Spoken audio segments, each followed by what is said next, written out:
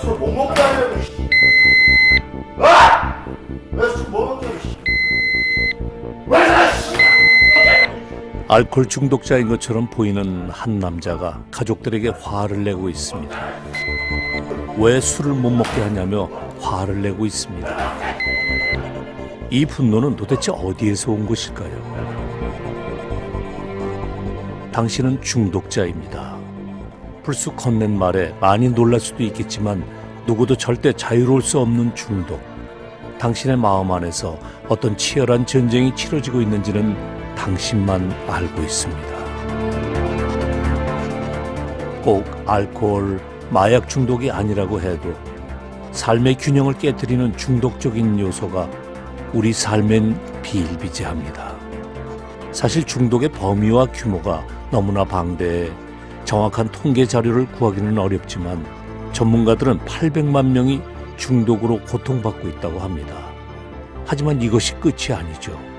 피해받는 중독자의 가족들은 약 2.5배, 2천만 명으로 가정하면 약 3천만 명의 사람들이 중독으로 고통받고 있습니다. 극동방송 특별기획 다큐멘터리 중독 어딕션 제1부 거짓된 행복을 누리는 사람들.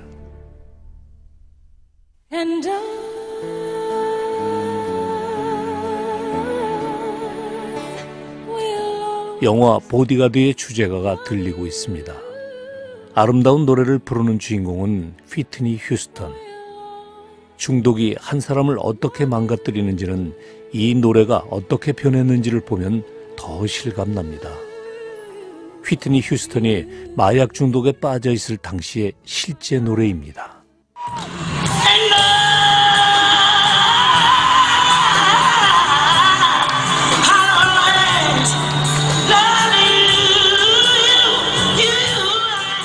그녀의 아름다운 목소리가 왜 이렇게 망가졌을까요? 목소리만이 아니죠.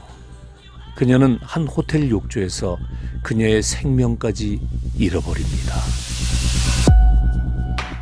진짜 이 시대는 중독으로 망할 것 같다고 누가 그랬어요. 저도 그런 것 같아요. 중독은 병이에요, 병. 우리가 암이 걸리면 병원에 가서 치료를 받잖아요, 수술을 받고. 그런데 중독은 병이라고 생각을 안 하니까 그냥 그대로 있는 거예요. 그 중독이라는 게 무서운 게 모든 아름다운 것들이나 관계나 모든 걸 다 깨트린다는 거죠. 중독은 외로움과 고통이 오잖아요. 그럼 뭔가 이 고통에서 벗어나고 싶은 거예요, 사람들이. 이게 술이죠, 게임이죠, 도박이죠, 섹스죠. 중독은 무엇일까요? 그 정체는 어떤 걸까요? 우리는 1년 동안 다양한 중독자와 그 가족들, 또한 전문가들의 목소리를 들으며 거짓된 행복, 중독에 속고 있는 사람들을 돕고 싶었습니다.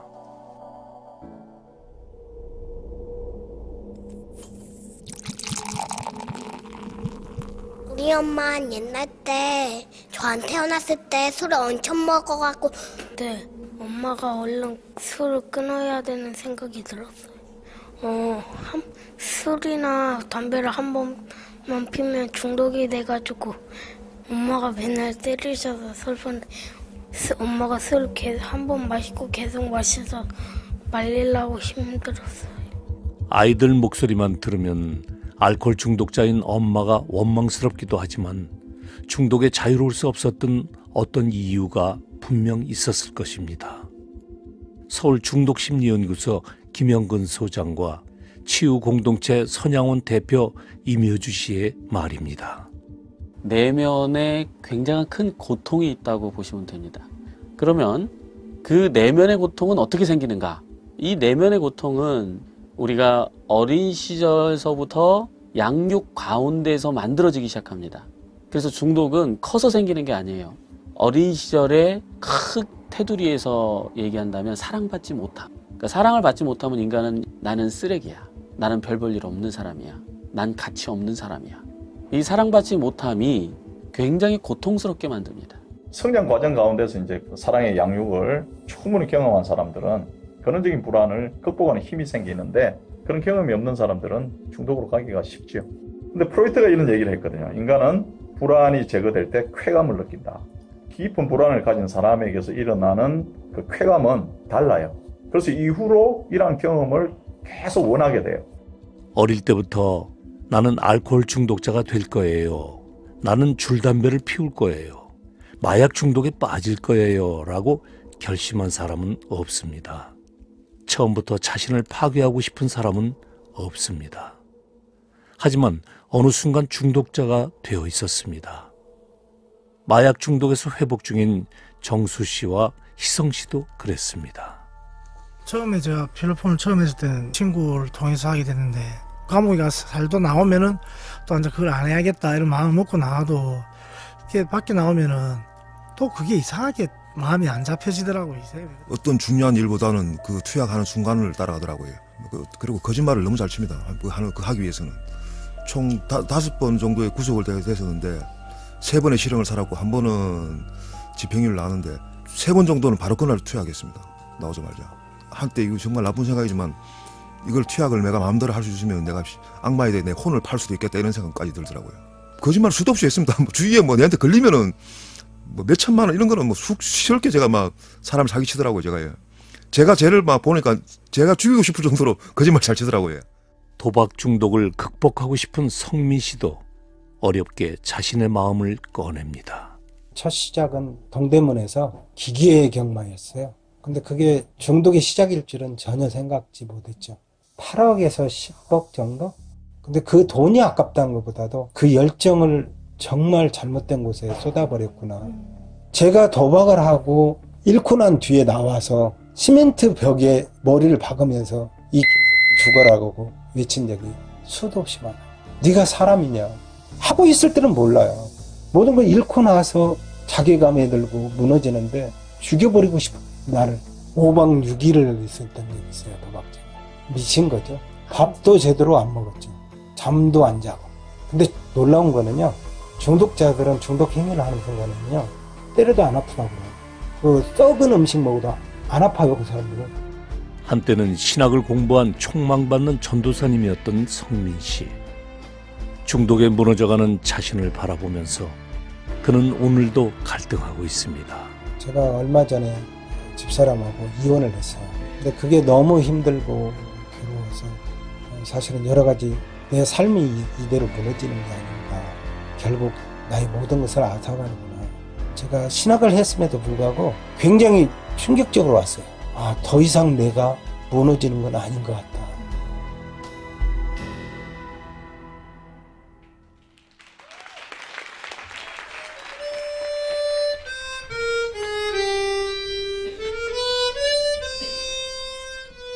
음란물 중독에 빠져있는 형민 씨가 자신의 마음을 하모니카 연주로 담아냅니다. 연주곡의 제목은 불안. 마음이 불안합니다. 하지만 회복되고 싶습니다. 조금씩 나아지고 싶습니다. 보기 전에는 그냥 봐야지 했다가 보고 나서 이제 스스로 이제 비난하는 소리도 많이 하고 음란물을 보고 나서 이제 회개를 해요. 근데 그러면은 더 안 좋아질 때가 많더라고요. 회개하고 나서 또 보게 되고 그러면은 나는 더 괴롭고 막 자괴감이 더 들고 막 그런 생각들이 많이 들었는데 그냥 나는 이런 사람입니다 라고 고백을 하고 도움을 구합니다 라고 이렇게 하면은 좀 마음이 좋아지는 것 같아요. 근데 성민 씨도 같은 마음입니다. 나의 가장 연약한 부분, 그 한 가지가 회복될 수 있기를 바라고 있습니다. 하나님은 당신의 사람들 절대 포기하지 않는다. 근데 그게 어떤 방법일지는 몰라요. 근데 참 놀라운 것은 제 삶의 굴곡에서 보면 다른 거 다 필요 없고 네가 목사 잘하고 설교 잘하고 전도 잘하고 다 필요 없고 그 영혼만큼 많은 내가 포기 못하겠다라고 하시는 것 같아요. 그래서 제가 요즘 나는 죄인입니다. 살아보려고 내 재물도 다 잃어버리고 빼앗아가버린 중독. 그 속에서 내가 항상 뼈만 남아있다 할지라도 당신은 자기 뼈, 자기가 선택하신 그 영혼은 끝까지 포기 안 하실 거라고. 그래서 제가 지금 살려고 몸부림치는 거예요. 아직도 먼 것 같아요. 하지만 언젠가 내가 정말 죄인이라고 느껴지는 그 순간 아마 내 중독 행위도 온전히 멈춰지지 않을까 생각해요. 정말 앙상한 뼈에 새살이 돋고 아름다운 미소를 지을 수 있을까요? 회복하고 싶은 성민 씨의 고백을 들으면서 성민 씨 아내의 마음도 들어보고 싶었습니다. 제가 지금 이제 결혼 17년 차고 그 전부터 이제 도박을 해온 걸로 알고 있어요. 결혼 초에 뭐 아무리 전도사라고 그래도 제가 감정적으로 굉장히 힘들었어요. 왜냐면은 임신 중이라 결혼을 물릴 수도 없고 새벽기도 나가서는 이제 두 손 들고 기도하면서도 엉엉 울었지만은 너무 힘든 거예요. 할 때마다 이제 제 안에 드는 감정이 배신감, 또 거짓말. 예를 들면 월급 타오면 왜 월급 안 가져왔어? 그러면은 핑계를 대고 뭐 보험료를 내야 한다느니 차가 접촉사고가 나서 그거 물어줘야 한다느니 그런 식으로 이제 거짓말을 대고 분노, 쉽게 말해 쑥대밭 속에서 살았던 것 같아요. 근데 요즘 변화된 거 딱 두 가지. 아주 진짜 남들이 봤을 때 우습게 여길 수 있는 건데 아이들 용돈 주는 거 일주일에 한 번씩, 그리고 아이들 용돈만큼만 저한테 생활비를 갖다 주는 거. 근데 또 하나님의 긍휼하심은 넘어지고 쓰러진 사람에게로 향하신다고 생각이 들어요. 하나님의 시선에서는 또 다른 낮고 천한 자가 그런 분들이 아닐까. 비슷한 경험을 한 누리 씨도 마찬가지입니다. 그녀는 미친 변기란 중독자들을 위한 회복 방송을 진행하고 있습니다. 중독자였던 남편을 두었던 아내로서 미친 변기를 처음에 할 때도 처음에는 뭐 그냥 이렇게 같이 얘기를 하면 되겠지 그러는데 얘기를 하는 시간이 저는 너무 좋았던 것 같아요. 이렇게 남편한테는 예를 들면 이렇게 깊은 사과를 받지 못하고 그거에 대해서 이렇게 얘기를 함께 나눠보진 못했지만 마치 대신 듣는 것 같은 느낌이 들어가지고 이 사람이 계속 중독 행위를 할 때는 제가 너무 불안한 거예요. 저도 같이. 이 사람하고 무슨 얘기를 하고 싶고 이 사람에게 묻고 싶고 지금 어디 가냐고 또 묻고 싶은데 이 사람의 눈동자는 이렇게 흔들려요. 왜 나에게 이런 일이 일어났을까 원망을 굉장히 많이 했죠. 저도. 지금도 눈물이 나요. 그냥 이렇게 기도를 했어요. 하나님, 이제 저도 제 인생 더 이상 숨지 않고 내 모습을 찾아서 저답게 다시 살겠다고. 사람들 만나기가 수치스러워서 또 내 삶을 인정하기 싫어서 숨고 싶었던 이 마음을 더 이상 이렇게 머물러 있지 않고 하나님, 저도 이제 저답게 다시 살겠다고 도와달라고. 그럼에도 불구하고 이것은 어떤 하나님 안에서 분명히 나는 이것을 통해서 성장할 수 있고 또 이 기회를 통해서 내가 많은 사람들을 이해할 수 있게 됐다는 것이 사실은 상상할 수 없는 그런 기적 같은 일이라고 생각을 해요. 살고 싶다는 그 고백. 불안이 가득한 시대를 우리는 살고 있습니다. 돈이 있어도 불안하고 없어도 불안합니다. 꿈이 있다고 해도 미래에 대한 불확실성으로 불안합니다. 우리는 어떻게 위로받을 수 있을까요? 중독으로 아파하고 있는 이들, 그들은 어떤 도움을 받아야 할까요? 필로폰 중독자였고요. 20살 때부터 30살까지 사용했습니다. 처벌만 7번을 받았어요. 그 사랑이 없는 가족 안에서 자랐고요. 부모님들이 이혼하셨고, 그다음 저희 형제들이 다 아빠가 다른 그런 어떤 어려운 환경 안에서 아빠의 끊임없는 사랑 때문에 제가 회복을 했다고 생각이 들어요. 계속 저를 이제 믿어줬고, 마지막에 제가 거의 죽을 똥 말똥해서 병원에 가게 됐을 때도 아빠는 저의 행동에 대해서는 넌 분명히 치료를 받아야 된다. 그리고 오랫동안 치료받았으면 좋겠다. 가족 안에서 제가 하도 잡혀가고 막 이런 문제를 저지르니까 가족들한테 부담 주지 말라 이런 얘기는 하셨지만 그럼에도 너는 내 딸이다 라고 얘기하셨어요. 그게 아직도 기억이 나요. 너는 내 딸이야. 네가 이렇게 죽어도 너는 내 딸이야. 그게 저를 이제 잡아주는 어떤 큰 저기가 됐고, 끊임없이 너는 내 딸이야 라고 말해줬던 아버지의 사랑이 마약 중독에 빠져있던 그녀를 돌아오게 했습니다. 정신과 전문의 김민철 교수도 비슷한 이야기를 합니다. 제가 늘 좋아하는 하나님의 마음 중에 하나가 우리가 흔히들 설교에 그런 말씀 많이 나오죠. 누가복음 15장의 당자뷰, 맨날 마을 오기 위해서 기다리고 계시지 않습니까?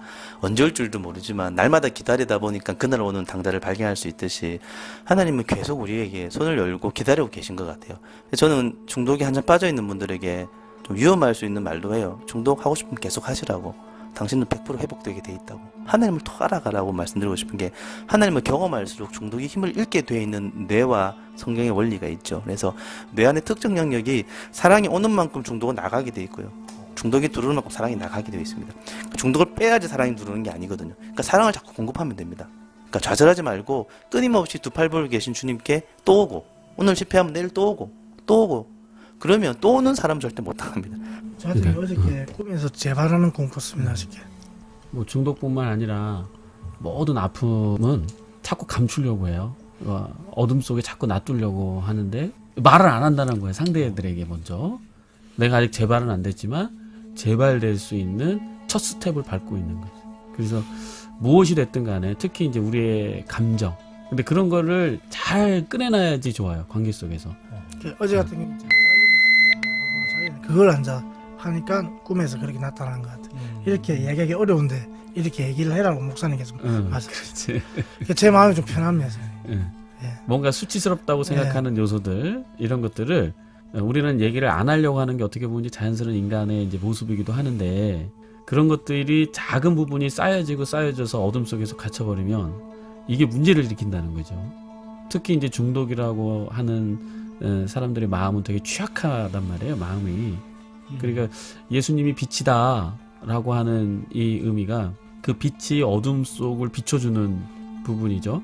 그래서 우리가 어둠 속에 있는 나의 어떤 것을 계속 고백하고 나누는 그 자체가 주님을 만나는 것과 같은 개념이에요.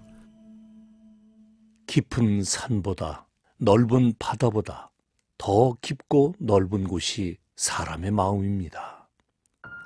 내 마음을 솔직하게 이야기할 수 있는 그 누군가가 필요하죠. 성중독에서 회복 중인 민우 씨가 그 마음의 이야기를 꺼냅니다.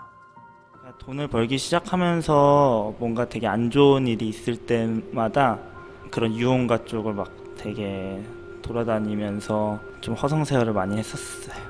의지하고 싶다, 위로받고 싶다라는 마음이 가장 컸어요. 뭐 한 달에는 거의 한 10번 정도 왔다 갔다 막 그렇게. 그게 이제 대학부 청양팀으로 들어갔던 게 4년 전이었고, 그렇게 1년 지나면서 정말 수도 없이 쓰러졌고 수도 없이 넘어졌고, 뭐 별거 아닌 거에서도 막 제가 감정의 기복이 되게 심해요. 그 상황 속에서 하나님한테 욕할 때도 있었고 하나님한테 삿대질할 때도 있었거든요. 제가 이렇게 삿대질할 수 있고 욕할 수 있는 거가 하나님을 내가 갈망해서 믿을 맨이 하나님이니까 내가 이 힘든 상황에서도 기도를 하는구나. 지금은 진짜로 제가 감사한 게 뭔가 이런 게 끌어올라오거나 아니면은 뭔가 이렇게 뭔가 이렇게 눈이 확 돌아갈 때가 있어요. 그럴 때 하나님에게 기도하게 되는 데까지 왔거든요. 바람에 흔들리는 갈대와 같은 마음을 우리 모두는 가지고 있습니다. 이번 중독 다큐멘터리를 만들었던 담당 PD도 그 마음을 나누기 원했습니다.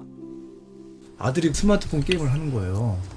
이게 도대체 어떤 게임인가 생각하다가 그 게임에 빠져버리게 됐어요. 한 일주일 빠졌던 거예요. 말 그대로 방송을 준비해야 되잖아요. 근데 게임 생각이 나는 거예요.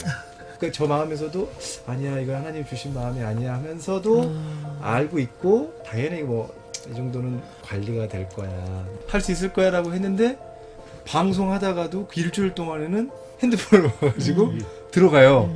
그러면 똑 누르면은 선생님까지 받고 아이템 됐다 그러고 또 받고 빠져들고 하다가 일주일째 됐을 때, 부끄러운 고백인데 목욕탕에 제가 헬스를 하러 가거든요. 가는데 라커룸에서 이 게임을 하다가 2시간을 거기서 게임을 하고 목욕만 하고 왔어요. 원래 헬스를 하러 갔는데 근데 그 자신이 내 자신이 그게 저도 이제 한편으로는 객관적으로 보는 거죠. 근데 뭐 하고 있는 건가 이런 마음이었는데, 근데 제가 어떻게 극복이란 표현보다는 하나님께서 주시는 평안한 마음이 있었는 게, 저희 책 풀 때 찬양을 어떤 한 곡을 부르는데, 하늘의 것을 구하면 산다, 하늘의 것을 구하면 산다, 그 찬양을 부르는데 그 순간 하나님이 이 부분을 싫어하시는구나를 늘 알고 있었지만 이제 정도를 했죠.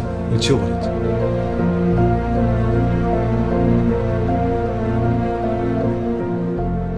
우리는 점점점 숨습니다. 나를 드러내지 않고 내 속에 내가 갇혀버려요. 그리고 관계를 맺지 않습니다. 그러면서 더 악순환인 고통을 겪게 돼요. 우리가 열등하다고 생각하고 무엇인가가 부족하다고 생각할 때에 그것은 우리가 책임질 일은 아니다. 단지 우리가 원치 않게 받은 아픔이었지만 이거를 누구한테 보상해달라고 할 수가 없어요. 왜냐하면 이 아픔은 이미 내 마음속에 들어와 버렸기 때문에 외부에서 누군가가 이것을 해줄 수가 없습니다. 이 나를 드러냄의 자리, 이 아픔을 자꾸 드러내고 이야기하고 우리가 공감하고 나눌 때에 우리 아픔은 점점점 사라지고 또 내 아픔을 수치스럽게 생각하는 게 아니라 관심 갖고 사랑할 수 있게 되는 그런 시간이다.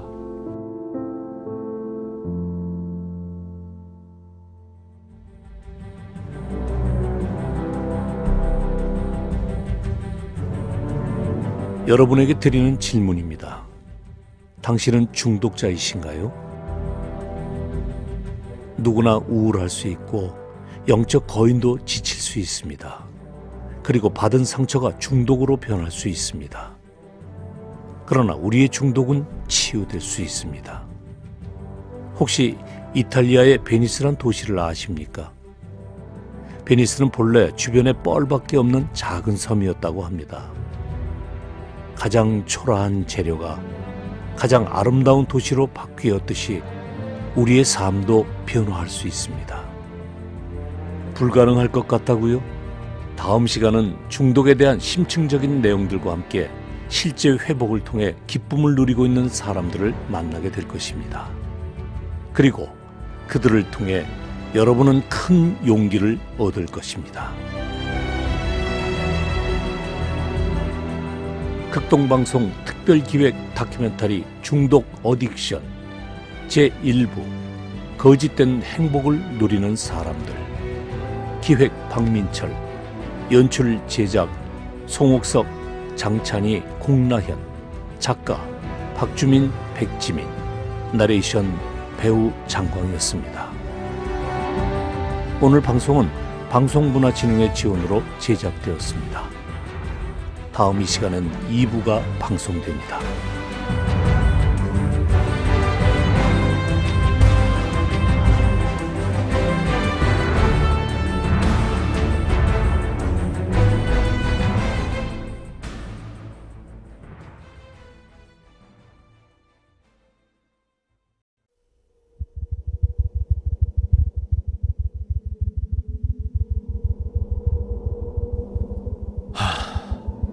이렇게 살 수는 없을 것 같다.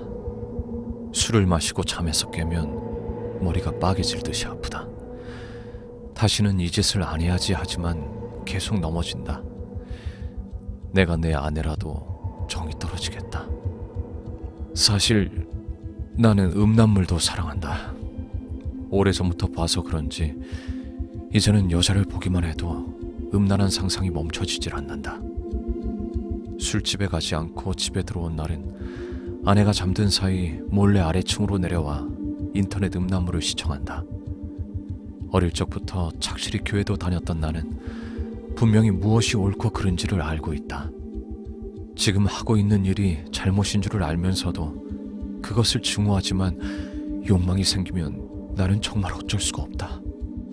욕망이 혐오스럽다가도 그 다음 날은 또 애착을 느낀다. 내가 역겹다.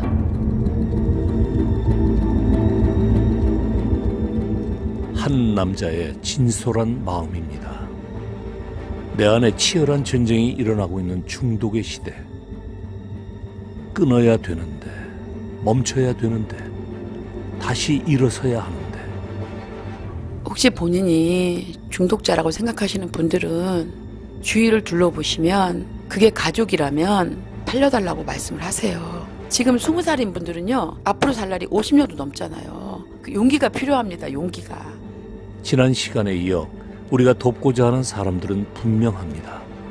매일 쓰러지지만 살고 싶은 사람들, 살아나야 하는 사람들, 어쩌면 당신일 수도 있습니다. 극동방송 특별기획 다큐멘터리 중독 어딕션 제2부 살아날 수 있다면.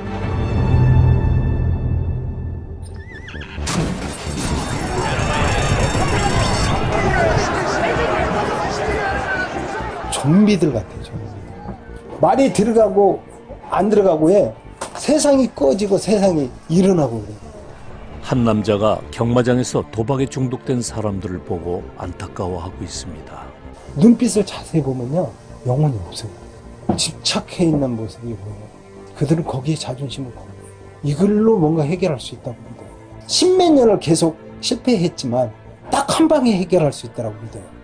자신도 도박으로 영혼이 없는 눈빛을 가져봤던 경험이 있기에 그의 진심이 더욱 느껴집니다. 중독 무섭죠. 중독 아프지. 중독 추합니다. 손가락질하고 비난하기는 쉬워도 그 비난과 손가락질, 욕설이 그들을 끌어내지 못합니다. 오히려 더 많은 피해를 입힐 수도 있습니다. 바라기는 당신을 사랑한다. 따뜻한 눈으로 바라보신다. 내 마음속에 굳었던 그 마음속에 작은 싹이 일어나게 되지 않을까.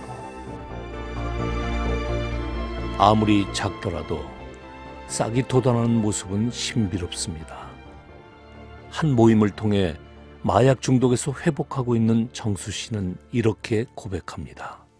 사랑을 받는 걸 받으면서 별로 즐겁지 않겠지 이래가 가면은 즐거운 거예요. 예, 그래도 또 다음 주에 또 안 즐겁겠지 이러면서 또 가면 또 즐거운 거예요. 그게 1년이 지속되더라고요.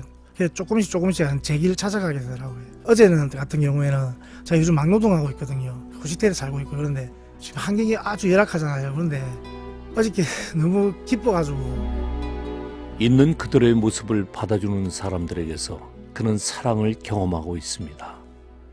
중독으로 지친 그 누군가에게 따뜻한 사랑이 전해지면 어떻게 될까요? 1년 동안의 취재 기간 중 눈에 띄는 한 사람이 있었습니다. 크리스토퍼 위안 교수. 그는 과거 심각한 마약 중독으로 마약 판매상까지 하다 감옥에 들어가게 됩니다.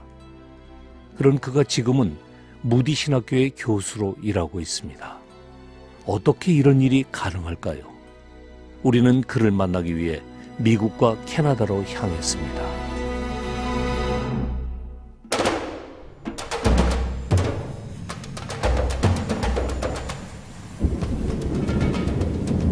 I was raised in a very nice suburb of Chicago. I went to a very good high school. 한 강연에서 만난 위안 교수. 그는 평범한 미소로 담담히 자신에 대해 이야기합니다. Started very, very slow. It was never all at once I said, I'm just going to go. 시작은 아주 느렸어요. 한 번에 엄청 많은 마약을 하겠다고 생각은 안 했어요. 항상 난 한 번만 한다. 주말에만, 토요일에만 할 거니까 이렇게 생각하면서 스스로를 정당화시켰죠. 이거 하나만 하면 괜찮을 거야. 이렇게 생각했어요. 그런데 그게 점점 커지기 시작했죠. 나중엔 항상 마약에 취해 있었죠. Before long, I was, almost doing drugs most of the week. Well, I eventually got expelled from dental school. 치대에서 퇴학도 당했고요. 애틀랜타로 이사를 하고 마약상이자 마약 운반자로 살기 시작했습니다. 마약을 제공하고 사고 팔고 하는 그런 마약 사업을 시작했어요. 저희 부모님은 저를 위해 항상 기도하셨죠. 그러다 몇 년 후 저는 결국 수감돼서 감옥에서 하나님을 만났습니다. 쓰레기통에서 성경책을 찾고 읽기 시작했고요. 그때 에이즈의 양성 반응이란 것도 알게 됐죠. 그분은 항상 어려움을 통해서 일하시는 것 같아요. 우리를 깨닫게 하시는 거죠. 마약 중독과 성 중독으로 에이즈 양성 반응 환자이기까지도 했던 위안 교수. 중독을 극복한 그에게 가장 큰 행복은 무엇일까요? 저는 제 삶을 사랑하고 행복하다고 대답하고 싶어요. 하지만 저를 항상 편안하게 유지시켜주는 건 하루하루를 바라보는 걸 넘어서 앞을 바라볼 수 있다는 거예요. 하나님을 바라보고 예수님 안에서의 소망을 보죠. 그건 제가 기쁨과 소망과 만족감을 다 걸 수 있는 진리죠. 그것이 가장 큰 변화예요. 소망이 있다는 것. 그거죠. 옆에서 그를 지켜보고 있는 그의 가장 큰 응원자, 어머니 안젤라 위안의 마음도 궁금했습니다. 크리스토퍼는 자랄 때 아무런 문제가 없었죠. 아주 말을 잘 듣는 아이였습니다. 제가 그 얘기를 들었을 때 가장 처음에 든 감정은 분노였어요. 아니, 수치였습니다. 수치가 가장 크게 느껴지는 감정이었어요. 제가 엄마로서 실패자였다고 생각했습니다. 중독은 누구도 그걸 고칠 수가 없어요. 부모님도 돈도 다 소용없죠. 가장 중요한 것은 우리의 자녀와 가족에게 그리고 중독자에게 자유함을 보여주는 거예요. 우리의 삶이 다르다는 걸 보여주는 게 너무나 중요합니다. 마지막으로 그는 한국의 청취자에게 이렇게 조언합니다.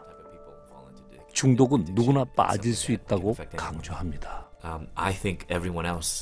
우리가 만약 심각한 중독에 걸린 이웃을 돕고 싶다면 그 전에 우리 삶의 중독부터 볼 수 있어야 돼요. 그리고 솔직하고 투명하게 고백할 수 있어야 돼요. 아마 많은 크리스천이 중독자일 수 있습니다. 그래서 이 메시지가 부담감으로 다가갈 수 있을 것 같은데요. 중독. 어쩔 땐 교만이 중독일 수도 있고요. 뒷담화의 중독, 질투의 중독, 또 자녀에게 중독될 수도 있습니다. 자녀가 성공하길 바라는 마음, 하나의 중독이죠. 자녀가 방과 후에 학원을 가게 되고 또 부모의 압력으로 인해 자녀가 느끼는 그런 부담감. 지금 우리 모두가 중독자일 수 있어요. 가슴에 손을 얹어보세요. 지금 듣고 계신 분들도 스스로의 삶을 자세히 조명하시면 알 수 있을 거예요. 여러분은 무엇에 중독되어 있으신가요?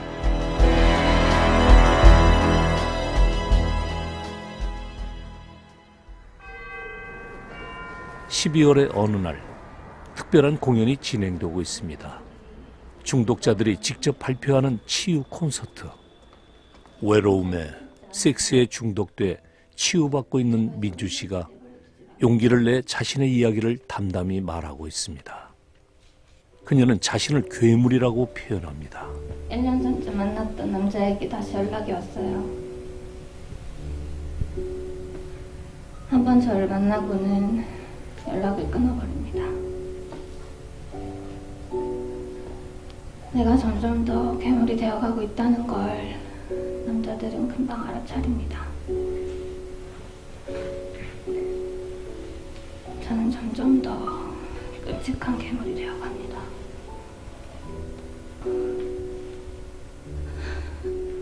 이제 여기서 그만 멈추고 싶어요.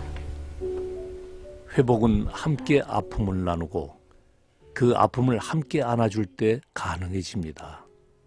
민주 씨는 아팠지만 회복을 경험했다고 말합니다.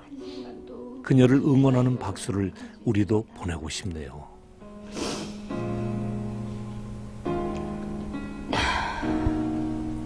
이제는 길거리를 걸을 때 주인처럼 고개를 숙이고 다니지 않아도 괜찮습니다. 감사합니다, 여러분. 그녀에게도 요즘 가장 행복한 것이 무엇인지 물어봤습니다. 저는 가장 기뻤던 순간은 제가 아까 그 대사에서 다 한 것 같아요. 그냥 제가 거울을 보면서 웃을 수 있는 순간, 그게 정말 신기하고 기쁘고, 공연하면서 이 말을 할 수 있게 됐어요. 그 공연 준비하면서, 그것도 어제 마지막 공연 연습하면서 이 말을 마음에서 좀 더 가깝게 할 수 있었어요. 지금 살면 안 되는 애거든요, 원래. 제가 지금 치료를 받고 회복이 된 모습으로 이렇게 살아가게 하시는데 너무 좀 지금 어제 느낀 걸 나누기 좀 민망하긴 한데, 저를 왜 살려주셨어요? 라고 물어봤는데 내가 쓰려고 살려줬다고 어제 그 말이 느껴졌어요. 생각이 났어요. 거리를 진짜 마음껏 활보하거든요. 요즘에는. 예전에는 진짜 완전 제인처럼 고개를 절대 들 수가 없었어요.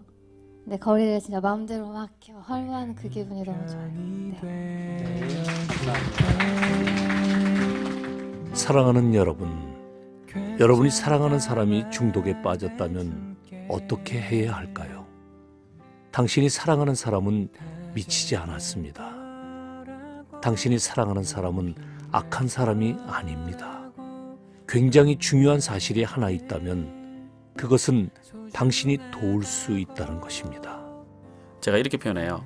사랑의 행동대장은 용서다. 내 자신을 용서하기 시작해야 된다는 거지. 내 자신을. 근데 이 중독자는 자기 마음에 용서라는 건 없어요. 질책만 있을 뿐이야. 그러니까 심판만 있을 뿐이야. 근데 그게 의식적으로는 감지하지 못해요. 초반에는. 마음속 깊은 곳에서부터 나를 정죄하고 심판하는 것을 못 느끼고 감정으로 나와. 그게. 자기를 정죄하고 판단하고 있기 때문에 중독이 계속 재발되는 거예요. 내가 이런 부분에서 내 실수에 대한 용서, 내가 부족함에 대한 수용, 이런 것들이 다 사랑의 이제 경험이거든요. 나의 열등과 찌질하고 죄된 모습을 용서하는 게 사랑이에요. 고통받는 시대, 내면의 고통을 감추기 위한 것이 중독입니다. 사랑받지 못한 경험을 응원해 줄 수 있지 않을까요?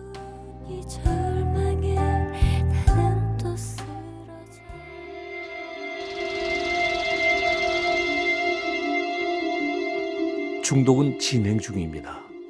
취재를 하고 있던 오늘도 가상화폐 중독이라는 말이 등장하네요. 요즘 비트코인 같은 가상화폐가 등장하면서 스마트폰만 보고 있는 가상화폐 중독이 늘고 있다는 보도입니다. 한국미디어상담연구소 박종현 소장은 새로운 중독이 스마트폰을 통해 한꺼번에 오고 있다고 말합니다. 옛날에는 라디오 중독, TV 중독, 휴대전화 중독이 컴퓨터 중독을 넘어서 지금의 스마트폰 중독으로 넘어온 거거든요. 요즘 중독은 하나로 뭉치고 있구나. 뭉치다 보니까 저 아이들이 더 빠져나오지 못하게 되는구나. 스마트폰을 사용하다가 길에서 넘어지거나 아니면 맨홀에 빠지거나 하는 것들은 정말 너무 많아서 일일이 예를 들 수 없을 거고요. 예전에는 게임기를 가지고 하는 도박이 주였다면은 지금의 도박 상태는 그걸 넘어서서 스마트폰을 통한 인터넷 도박이 주가 된다면 지금 현재 청년들 사이에서 비일비재하게 좀 많이 일어나고 있습니다. 물론 요즘 청소년들은 스마트폰 중독을 하나씩 다 가지고 있으니까 중독이 아닌가 걱정되긴 하는데 잠깐만 하려고 했는데 하다 보면 시간이 후딱 가니까 이거 좀 아닌데 하다가도 그냥 해버리고 공부 수업 시간에도 신경 안 쓰고 어떻게 어떤 식으로 해야 레벨업을 또 빨리 할 수 있고 막 손도 떨리고 계속 막 뭔가 불안한 증세도 보이고 그냥 극도로 사람이 뭔가 예민해지는 것 같아요. 아이들이 사용하고 있는 스마트폰의 가장 큰 문제점 중에 하나가 자기 여자친구나 남자친구에게 자신의 신체 일부분의 사진을 찍어서 보내주는 게 유행이에요. 여자아이들은 가슴 사진, 남자아이들은 성기 사진을 찍어서 보내주고 그것들을 자기들만 보면 되는데 실제 방송에 나왔죠. 한 친구는 자기 여자아이가 가슴 사진을 찍어서 보낸 걸 지 친구 7명한테 보내버린 거예요. 그 친구는 음란물 유통죄로 처벌받았어요. 이게 하나의 놀이고 유행이라고 생각한다는 거야. 여러분이 부모님이시라면 조금 전 말을 듣고 아이들의 핸드폰을 얼른 빼앗고 싶었을 것입니다. 스마트폰이란 거대한 중독의 도구. 이 도구는 분명 우리 곁에 있죠. 중독의 쓰나미가 스마트폰을 통해 오지만 스마트폰을 버릴 수는 없습니다. 우리에겐 어떤 지혜가 필요할까요? 서울중독심리연구소 김형근 소장은 중요한 부분을 지적합니다. 그 막지를 못하는 거예요. 그거는 세상의 변화를 어떻게 막을 건데. 물론 부모로서 이렇게 조절해주는 부분은 필요해요. 그런데 스마트폰을 나쁘다고 생각하면 안 돼요. 이 차원이 엄청 달라요. 게임을 하고 있는데 아이들은 죄책감을 느껴요. 왜? 부모가 나쁘다고 생각하기 때문에. 근데 우리는 끊임없이 죄책감을 재생산해내고 있어요. 예수님은 죄를 사해주려고 했는데 왜 우리는 죄를 끊임없이 만들지? 지금 되게 핵심적인 거를 얘기하는 거예요. 그냥 표면적으로 위험하고 저거 이런 게 아니에요. 얘네들은 좋은 거를 지금 안 하고 있어. 그러니까 빨리 어떻게 교정하고 통제하고 이렇게 해야 돼. 이렇게 자라와서 중독자가 됐다니까요. 그리고 중독자 본인들도 본인 스스로 그렇게 적용하고. 스마트폰이 나쁘니까 애를 집에 혼자 있게 해놓고 게임이나 스마트폰을 못하게 해. 그죠? 애가 어떻게 될까요? 거기 생각해 보셨어요? 애가 심각한 심리적 장애를 입습니다. 스마트폰을 하고 테레비를 봐. 그러면 어떻게 될까요? 이거 갈등 생기죠? 이것도 안 좋고 저것도 안 좋을 것 같은데 막 이러고. 게임하고 테레비 보고 스마트폰 하는 게 더 좋습니다. 아니면 놀아주든가 부모가. 아니 놀아주지도 않고 무조건 하지 말라고 그래. 제가 그래서 부모들한테 그래요. 막을 거면 놀아줘라. 놀아주지 않는다면 스마트폰을 줘라.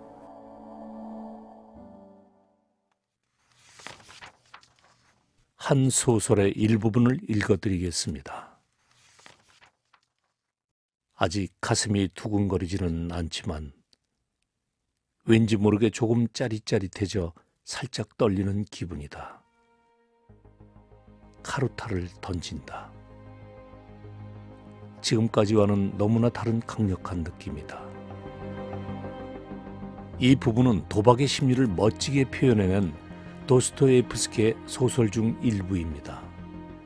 이런 생생한 표현이 가능했던 이유는 무엇일까요? 세계적인 문호 도스토예프스키는 도박 중독자였기 때문입니다.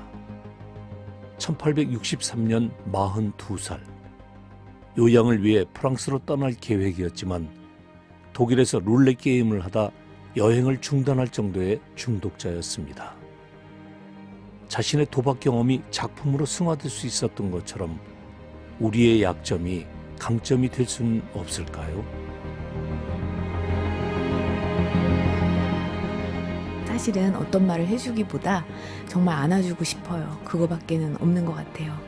주변에 찾아보면 내가 아무 데서나 오픈하라는 얘기는 아니에요. 사실 우리는 사회적인 어떤 얼굴들을 가지고 있기 때문에 아무 데서나 가서 내가 이렇게 힘들어 이렇게 하면 위로를 못 받아서 오히려 상처가 되거든요.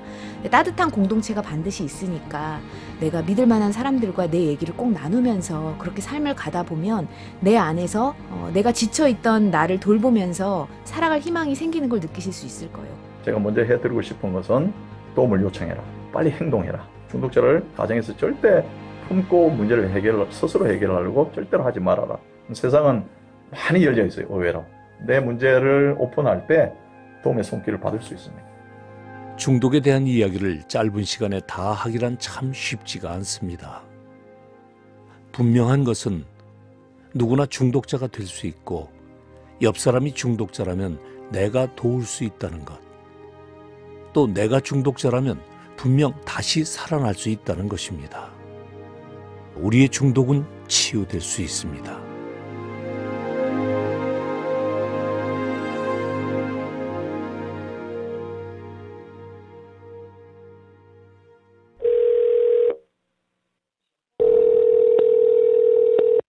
제작진이 지금 또 한 명의 중독 회복자의 목소리를 듣기 위해 전화를 걸고 있습니다. 할리우드의 유명 배우 로버트 다우니 주니어. Hello. Yes. Hello. This is Nahyun, a producer from FABC Korea. 우리에겐 아이언맨으로 더 잘 알려져 있죠. Am I calling to Robert Downey Jr.'s agency? 약물 중독자였던 그의 이야기가 궁금했는데 역시나 쉽지가 않네요.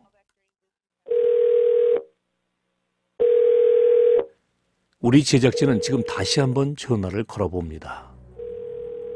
지금 누구에게 전화를 걸고 있냐고요? 바로 당신입니다.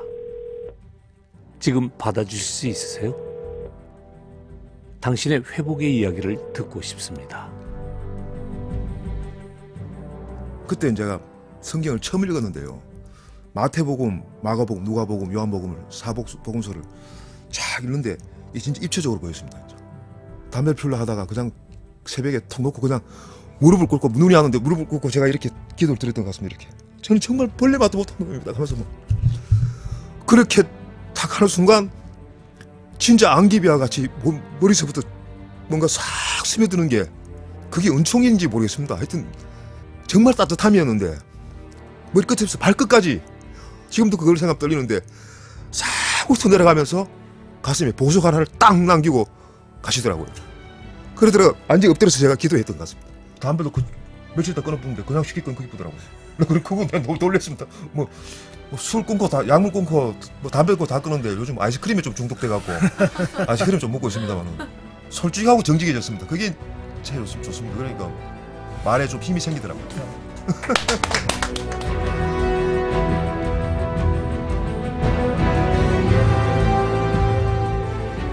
극동방송 특별기획 다큐멘터리 중독 어딕션 제2부 살아날 수 있다면 기획 박민철, 연출 제작 송옥석, 장찬희, 공라현, 작가 박주민, 백지민, 내레이션 배우 장광이었습니다. 오늘 방송은 방송문화진흥회 지원으로 제작됐습니다.